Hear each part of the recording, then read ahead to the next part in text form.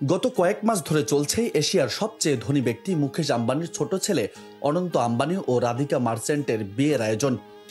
অবশেষে আজ শুক্রবার মুম্বাইয়ের জিও ওয়ার্ল্ড কনভেনশন সেন্টারে বসেছে তাদের বিয়ের মূল আসর। 3 দিন ধরে চলবে এই উৎসব। তার আগে দুটি প্রাক বিবাহ অনুষ্ঠান থেকে শুরু করে সঙ্গীত ও হলুদের অনুষ্ঠান হয়েছে।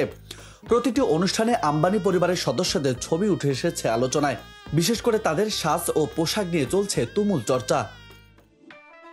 এবার ছোট ভাইয়ের হলুদ অনুষ্ঠানে পরা আম্বানি পরিবারের আদরের কন্যা ঈশা আম্বানির লেহেঙ্গা উঠে এসেছে আলোচনায়। দুদিন আগে অনুষ্ঠিত হলুদ অনুষ্ঠানে ঈশা বিশেষ এক লেহেঙ্গায় সাজেন। বেশিরভাগ অনুষ্ঠানে আম্বানি পরিবারের নারীরা জনপ্রিয় ফ্যাশন ডিজাইনার মানিশ মালহোত্রার ডিজাইন করা পোশাক পরলেও ঈশা এদিন বেছে নিয়েছিলেন তুলনামূলক কম পরিচিত একটি ব্র্যান্ডের লেহেঙ্গা। তিনি পরেছিলেন দিল্লি ভিন্টেজ কোম্পানি নামের একটি ব্র্যান্ডের এক্সক্লুসিভ ডিজাইন করা লেহেঙ্গা। এই ব্র্যান্ডের ইনস্টাগ্রাম পেজে ঈশা দারুণ ছবি সহ উঠে এসেছে সেই লেহেঙ্গার বর্ণনা।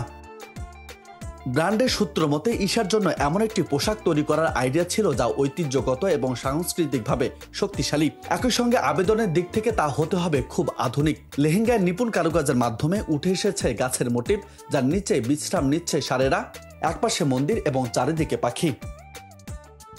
শৈল্পিক পরীক্ষা নিরীক্ষার পর বিভিন্ন সেলাই কৌশল ও নিখুঁত দারদর্শীর কাজ ব্যবহার করে একটি ভিন্টেজ লুক দেওয়া হয়েছে লেহেঙ্গায়। সঙ্গে রয়েছে প্রাচীন মুদ্রা এবং অনন্য অলংকার দিয়ে করা ডিজাইন।